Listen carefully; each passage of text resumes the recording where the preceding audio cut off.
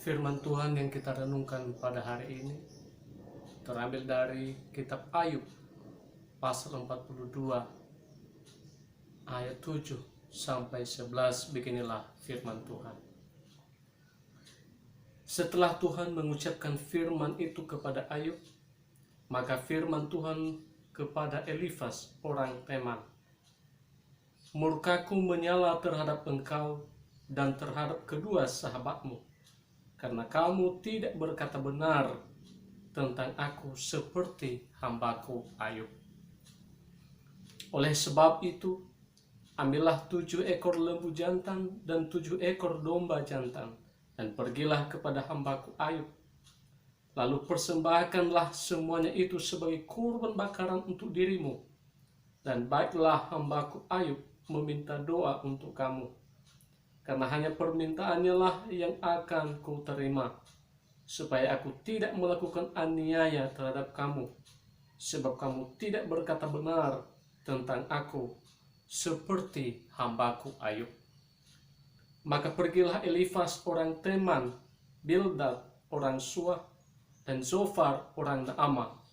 Lalu mereka melakukan seperti yang difirmankan Tuhan kepada mereka, dan Tuhan menerima permintaan Ayub.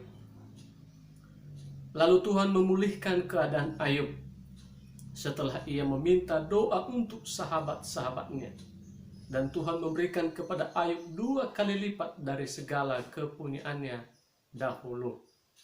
Kemudian datanglah kepadanya semua saudaranya laki-laki dan perempuan, dan semua kenalannya yang lama, dan makan bersama-sama dengan dia di rumahnya.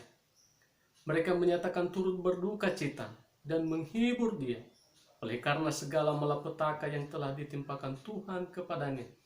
Dan mereka masing-masing memberi dia uang 1 kesita dan sebuah cincin emas. Demikianlah firman Tuhan. Bapak Ibu Saudara yang diberkati oleh Tuhan, tema kita adalah melestarikan budaya imani. Ayub adalah seorang tokoh Alkitab yang sangat fenomenal dalam sejarah kehidupan manusia. Mengapa? Karena kisah hidup Ayub penuh dengan misteri dan teka-teki. Ayub adalah seorang manusia biasa yang mengalami penderitaan yang luar biasa.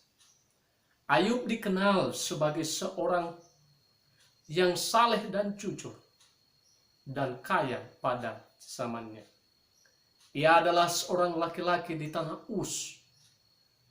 Semua orang sepakat bahwa Ayub adalah seorang manusia yang sangat tangguh dan kuat menghadapi penderitaannya. Ia sanggup menjalani penderitaannya karena percaya akan kemahakuasaan Tuhan atas hidupnya. Meskipun ia kehilangan segala-galanya, yakni harta, keluarga, sahabat, bahkan kulit dan dagingnya hancur, busuk, namun ia tidak kehilangan iman, pengharapan, dan kasih kepada Tuhan. Ia tidak pernah mengutuki Tuhan sebagaimana iblis menghendakinya di pasal 1 ayat 11 dan pasal 2 ayat 5. Itulah yang menguatkan Ayub sehingga akhir dari kisah hidupnya adalah happy ending. Mengapa? Karena selama ia hidup, baik pada saat kelimpahan maupun di saat dia menderita, ia tidak menggantungkan hidupnya dengan apa yang ia miliki, melainkan kepada Allah, Sang Pemilik hidup. Saudara yang diberkati oleh Tuhan, manusia adalah makhluk berbudaya. Budaya itu lahir dari tradisi manusia dalam komunitasnya. yang dilakukan secara terus-menerus. Kita semua adalah orang berbudaya.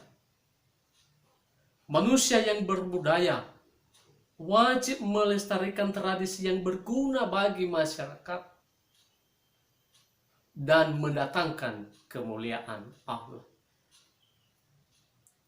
Itulah sebabnya saya memberikan tema dari perikop ini tentang melestarikan budaya imani.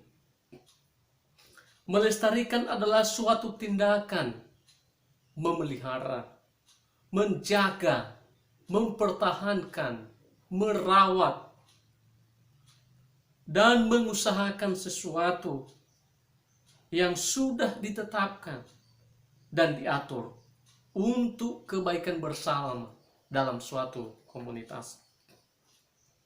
Budaya adalah kebiasaan yang diwariskan dari nenek moyang yang sangat penting untuk dilakukan dalam kehidupan sehari-hari. Sedangkan imani adalah penerapan nilai-nilai kekristenan dalam kehidupan sehari-hari. Jadi, melestarikan budaya imani adalah suatu tindakan mempertahankan dan memelihara norma-norma yang baik secara terus-menerus yang telah diwariskan dari nenek moyang berdasarkan nilai-nilai kekristenan.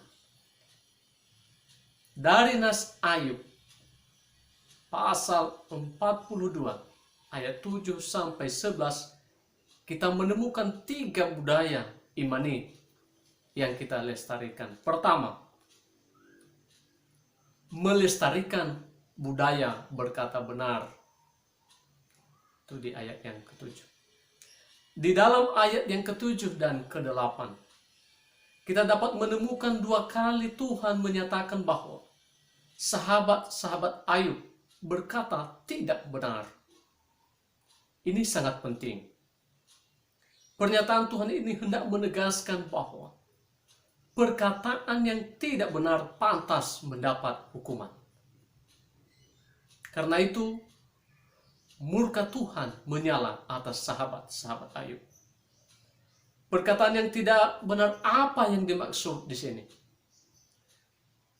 Yaitu perkataan yang menghakimi Ayub bahwa penderitaannya disebabkan karena dosa sehingga ia mendapat kutukan atau hukuman dari Tuhan. Dan juga perkataan yang menganggap Tuhan sedang menghukum Ayub karena keadilannya. Mereka salah menilai Ayub dan Tuhan. Berkata benar tentang sesama adalah suatu kewajiban kita sebagai orang Kristen.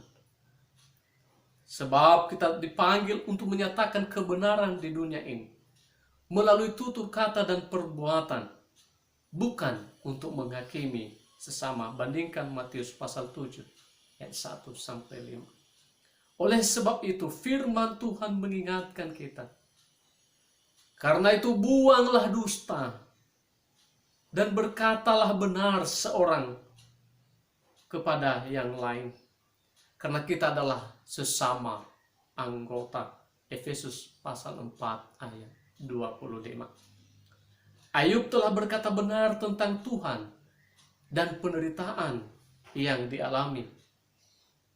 Ia tidak menyalahkan Tuhan atas penderitaannya, namun ia jujur bahwa hidupnya berada dalam kuasa dan perlindungan Tuhan yang Maha Kuasa. Ini pelajaran berharga bagi kita yang suka menghakimi sesama. Gunakanlah hikmat Tuhan atas setiap peristiwa agar saudara memahami kebenaran Tuhan yang tak terselami, sehingga saudara dapat berkata benar. Poin yang kedua adalah melestarikan budaya mengampuni orang yang bersalah. Di ayat yang ke-8. Di dalam ayat yang ke-8 Tuhan menyatakan bahwa para sahabat Ayub telah bersalah kepadanya. Satu-satunya cara untuk mendapatkan pengampunan dari Tuhan adalah mempersembahkan korban penghapus dosa melalui doa pengampunan dosa yang disampaikan oleh Ayub. Syarat untuk menerima pengampunan dosa adalah mengakui kesalahan dan meminta maaf kepada Ayub. Para sahabat Ayub menaati perintah Tuhan untuk membawa kurban pengampunan mereka kepada Ayub. Ayub pun mengampuni dan mendoakan sahabat-sahabatnya serta mempersembahkan korban kepada Tuhan. Hasilnya, para sahabat Ayub tidak dimurkai dan Ayub sendiri mengalami pemulihan di ayat yang ke-10. Inilah makna dan bagian dari doa Bapa kami yang mengatakan, dan ampunilah kami akan kesalahan kami, seperti kami juga mengampuni orang yang bersalah kepada kami. Matius pasal 6 ayat 12. Hanya doa orang yang saleh dan benar yang didengarkan oleh Tuhan. Meningkan Yakobus pasal 5 ayat 16. Kuasa doa mendatangkan anugerah pengampunan dari Tuhan.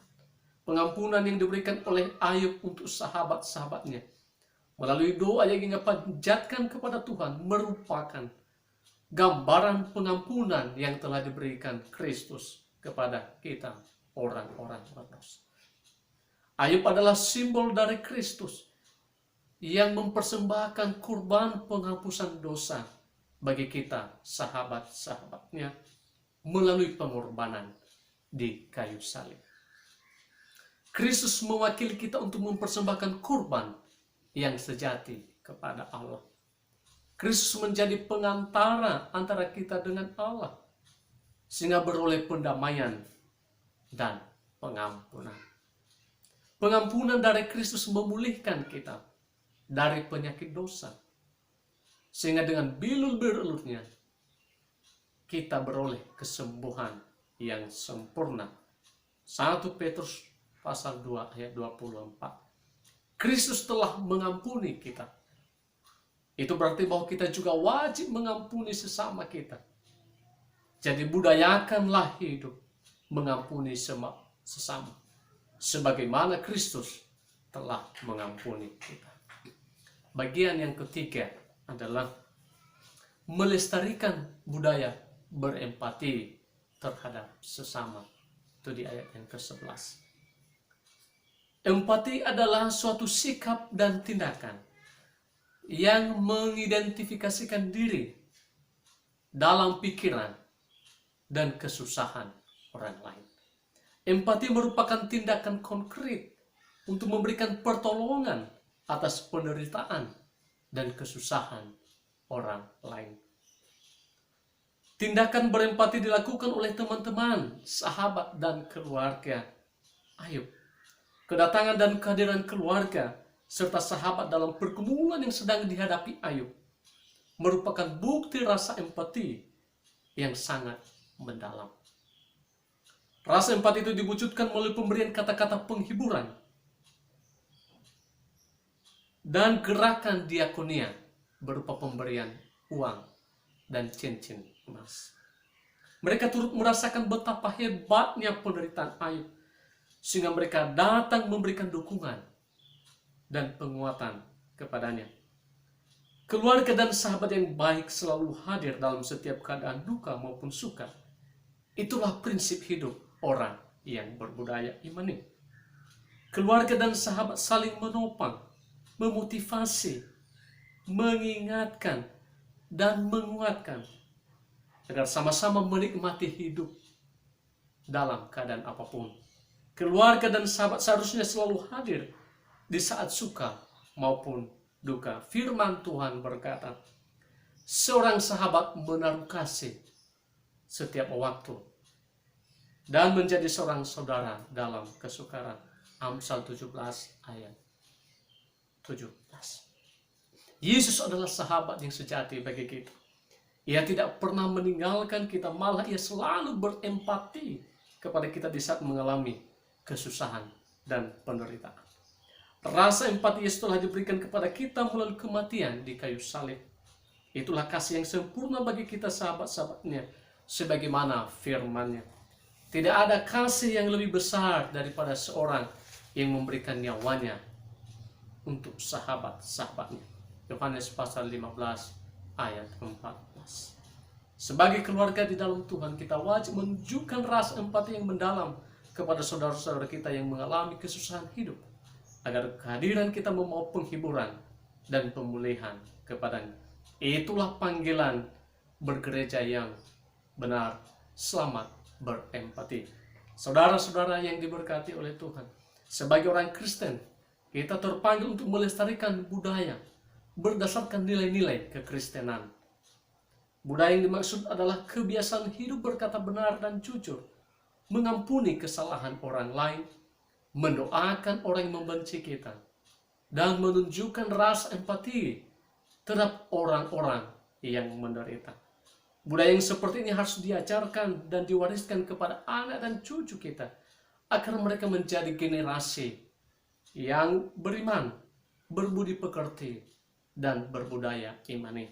Kita dapat melestarikan budaya yang imani karena Kristus, sebab Dia adalah sumber budaya yang imani. Amin.